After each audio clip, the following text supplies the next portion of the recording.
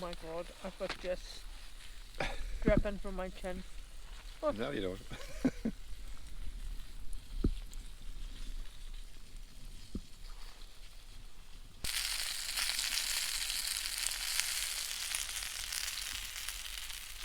Great when you bring these pieces of ash with you.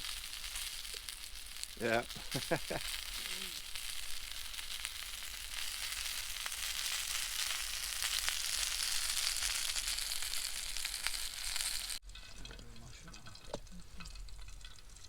Literally, it's like McDonald's, isn't it? Like, oh no, not one mushroom too many.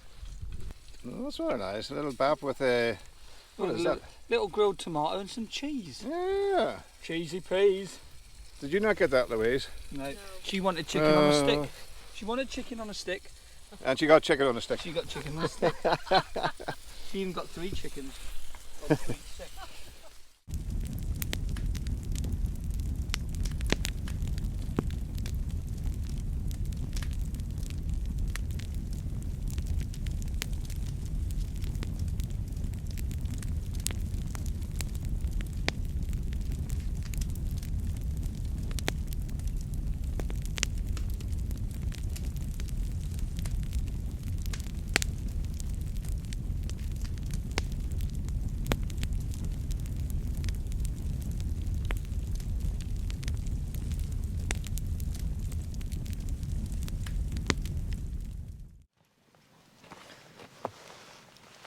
There you go.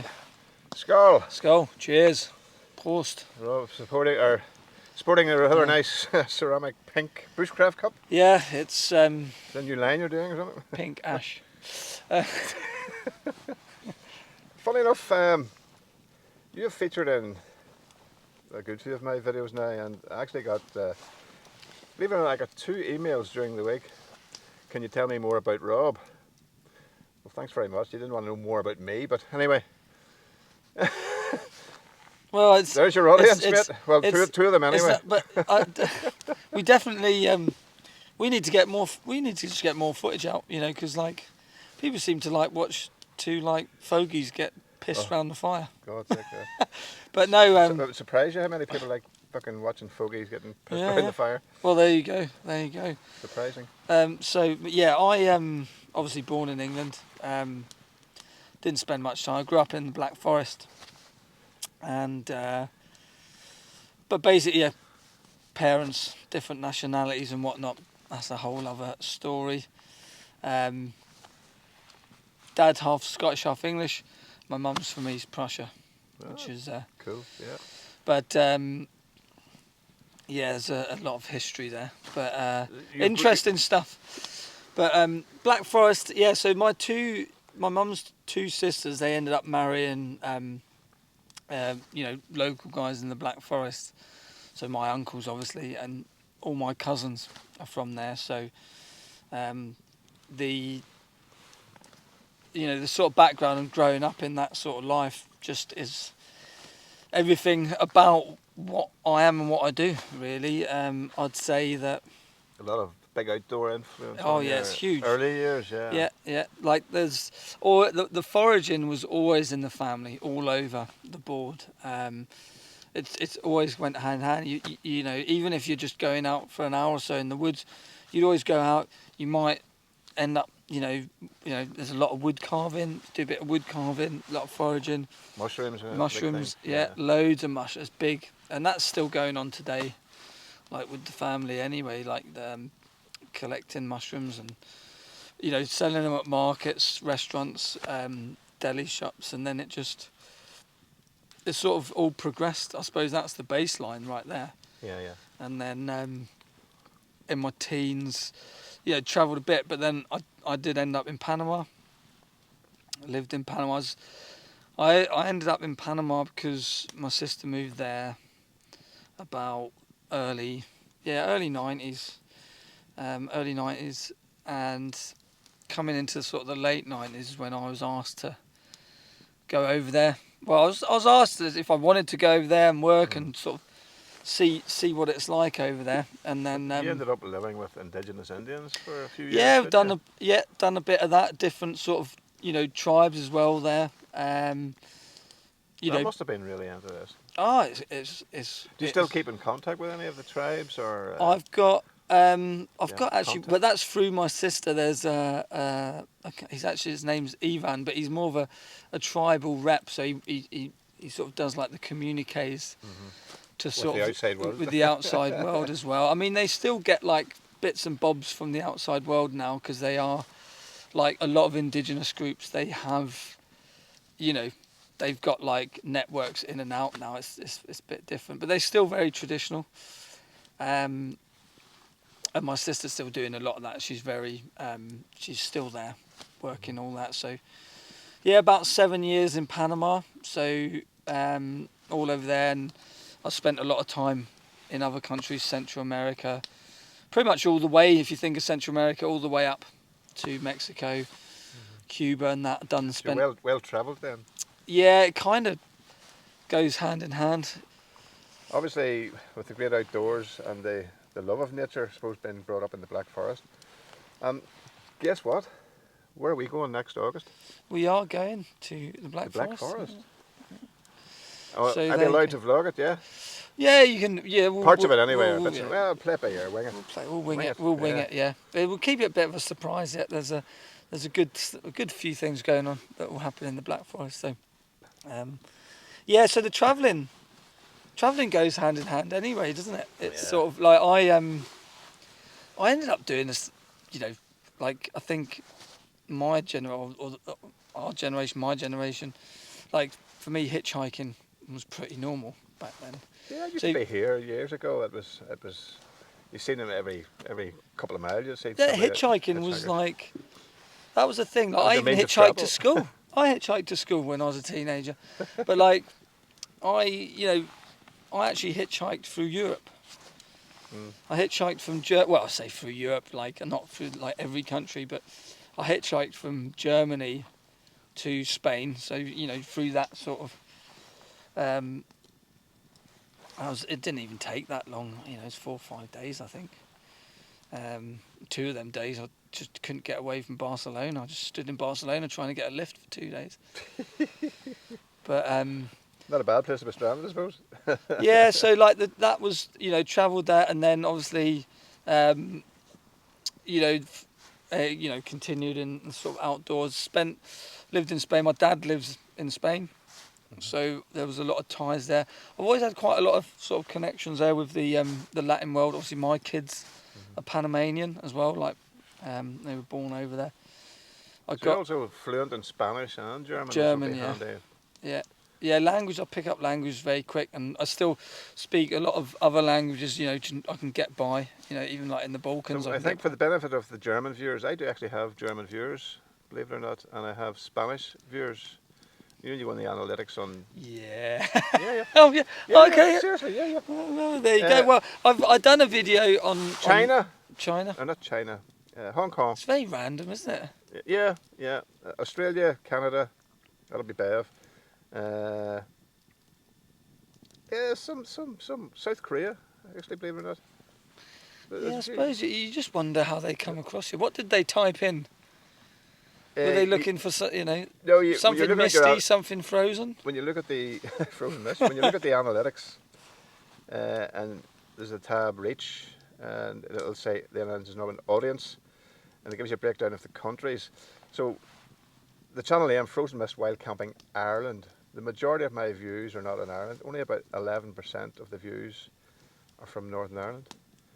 Only Yeah. 75% of the views to my channel are from non-subscribers. It's random, yeah. That's weird. It really is weird. So speaking German then and Spanish for the rest of the. I'm also fluent in Spanish and German, so I'll ask you a couple of questions. So first one, what is your name? What is your name? Yeah, definitely. That's Uncle Albert right there. Yeah, from Prussia with love. That was that one. I That was remember. a good one. Yeah, that was, That was a good one. Uncle Albert. They bring him in, didn't they? That was a good one. That was a good one. You can speak German, can't you? Yeah. Yeah. What is your name? What is your name? So how would you say that in German? Was ist dein Name? Was ist dein Name? Dein Name. So he's right then. Yeah. It's not that far. Or that you could say else? wie heißt du? you know, The which house is kind of almost like what you called, you know. So we're freaking rambling here now, and I'm getting smoked out Fanned. again. I have a couple of shout outs to give out there. Let me see now. Maxine Waterford, thank you very much for your support. I appreciate that. Leona from Carlo. These are private subscribers. It's going to be a great video of Oh dear. Colin doing these hand movements and squinting. Can't see bugger all. And Elizabeth from Gorey, well, she's actually from Wexford. Elizabeth actually wants to come out with us, so she does. So Liz, anytime. Yeah. Yeah. So Liz, yeah, she wants to come out with us. Getting covered in smoke here. Bloody hell. Oh, Jesus. Oh, dear. So yeah, so a few surprises in Germany then ahead, Rob, in the Black Forest. Well, yeah. Few surprises there. So I was trying to think where I was there. I lost my thread. I was sort of going through my what was I? Hitchhiking through Europe. That was it. Wasn't Yes. it? Hitchhiking through Europe. And Barcelona, you were stuck in Barcelona. I was stuck in 2 days. Barcelona, yeah. But no, fast forward a bit. 7 years in the military, Royal Navy. Core trade was seamanship. So that ties in nicely. Pardon the pun.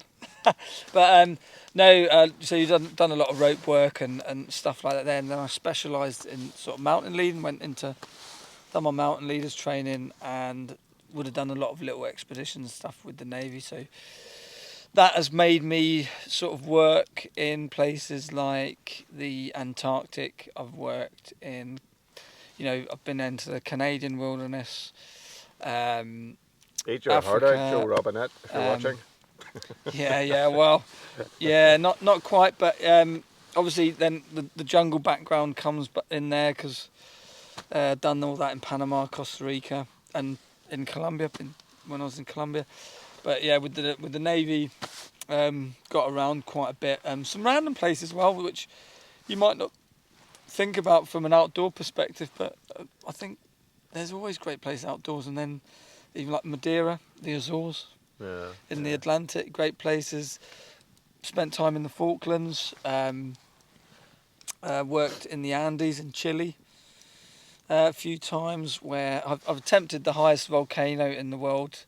Climb, failed twice, but we did break a world record on another thing. Not me personally. Well, that was that was Phil Martin, yeah. Phil, So that was a led good the one. expedition to the world record there. So my job as the expedition leader was Get him there. get him there, keep him safe, and if Phil was here, which hopefully he might come out and do a video with us one Have day. to meet Phil again, yeah. Met Phil, yeah. He's really good crack, but he'll tell you how the high altitude was really messing with his head and throwing up and stuff. We had a laugh with it, but like a lot of people, when I take them up to high altitudes, they That's actually what worried me, because they want to do the Nepal expedition that you do.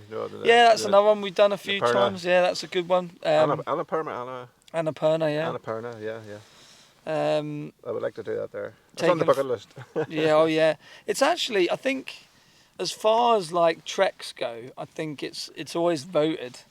Wherever these votes happen in magazines or whatnot, it's the most beautiful trek in the world. It's amazing. Some of your old archive footage from some of those expeditions is absolutely, see the scenery, the prayer flags, the Buddhists or the monks, and the little, it's just amazing. Yeah. But then I think there's a video that's about an hour long, because my sister done an edit on that. Maybe it's less. I don't know. But I might maybe get that again and put it on YouTube just as a throwback video, just put it on your own channel, Falcon Outdoors, if you want to follow Rob. Yeah, Falcon Outdoors. There's some good stuff from the Balkans there, from the recent expedition. The Montenegro one, that was class. Highly recommend it. So yeah, military, and then sort of left. When did I leave? Left in 2017, and then pretty much that's when we started the sort of outdoor. I actually initially thought I was going to go more into, sort of guiding work, like mountain leadership, as what I'd done before, but it kind of veered into I think the bushcraft become a bit more fashionable, sort of, So The latest and then, thing, the and, latest and trend. that's so I ended up teaching those skills more than the guiding. Even though, to be fair, I think the guiding was still there. It was just COVID probably knocked it on the head with like the Yeah. Last year, last summer was it? I got a message from Rob, it was the video message from Rob, and there he was off the southwest coast of England in this beautiful yacht. Yeah. And he announced to me on video call that he had bought this yacht. So I said, yes. So we're going to end up going yachting to Rathlin Island and then head over to the Isle of Skye. We were going to be the next Vikings. We were going to bring it back. The next Vikings.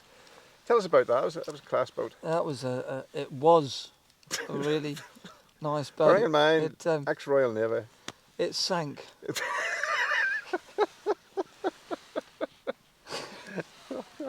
It sank. It's so tragic. It's funny, but no. What happened was So all about Rob. I 7 years in the Royal Navy. I never sank nothing. Yeah. When you buy I buy your dream my own boat. little 23-foot sailing boat. I sailed that. I sailed that single-handedly. In the south coast. Had a chat with you. It was all lovely. And no, but basically, I had it moored with a friend. It's a bit of one of those sort of, it's now a legal issue, So, but it sank. That was unfortunate because we had big plans, hadn't we? Yeah. I had big plans for your boat. It was moored up, and it basically while I wasn't there, that there's neglect or potentially some foul play. Something in the pipeline or something that's ongoing. Basically, but the reason why I had to moor it up is I ended up not having the time that I thought I was going to have to sail it back here, and then so I moored it up with a friend who had a moor in there. But the long story short, that boat was $3,000. Yeah, it was $3,000. But obviously, it's probably more because you have to kit it out, get some of the safety gear. You probably were putting the same in again. Well, it's probably about 4.5 all in when I got like the life jackets and all the getting all the GPS squared away, all the sort of safety things you need to go out. Viking. I got my shields, my swords. Yeah, you need those. My oars. No, but but the transport, so you could get it on a truck to transport. Transport costs more than the boat. Are you serious? Yeah. Bloody hell. So that was why you were waiting for the option to sail across? That's why I just left it down there, and then so basically I got a phone call then when it was January or February, whenever it was. Your boat's sank. It's sunk now. I believe it's a wreck now. I believe it's a wreck now. Your boat will be on charge now to avoid, coming into harbour, avoid this point here. Yeah. Rob's boat. Yeah. Rob's boat. So if you're ever in Falmouth, you might see my boat. Don't hit it.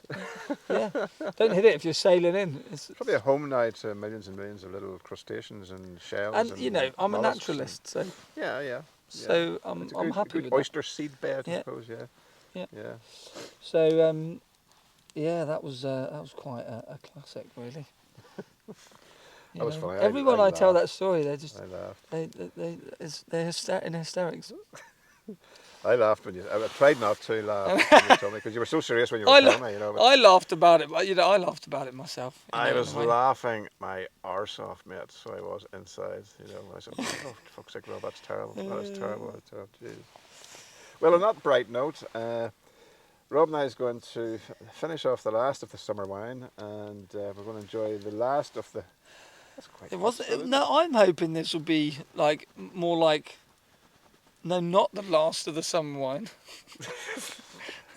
No, I know tonight it's the last of the summer wine, but I'm hoping. Yeah. It's not that. I know what he means. I don't know if you know what he means, but. So, thanks very much for watching. What do you have to say now? He, she, him. Thank you all. He, she, him.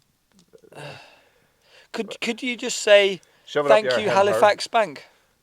Yeah, you could say that, yeah. Then everyone knows the Or pronouns. just Then shove it up your him, her.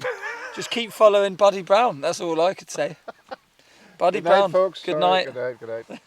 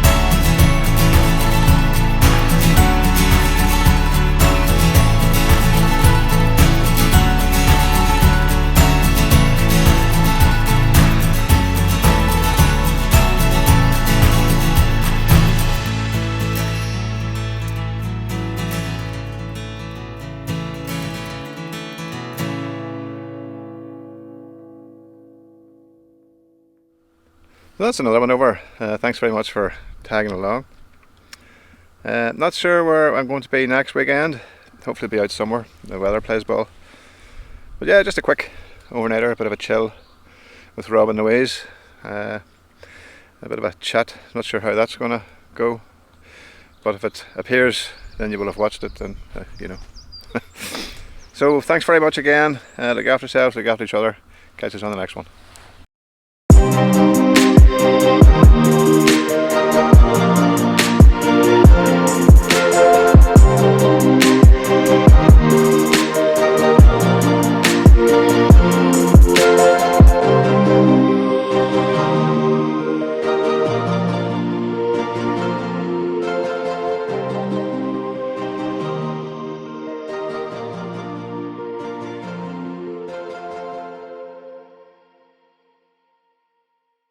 Did Louise just throw an axe at us? Oh, the sound like, yeah, she might have done. She really needs her coffee. It actually felt like that. You're like, I'm going to bed. What?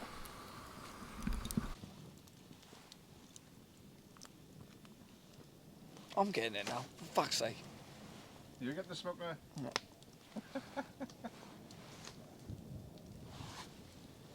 I'm just going to put my feet up. There you go. The feet will scare the smoke. Colin, So, are you a non-birthing person, or would you consider yourself like a birthing person? I don't know what the fuck does that even mean.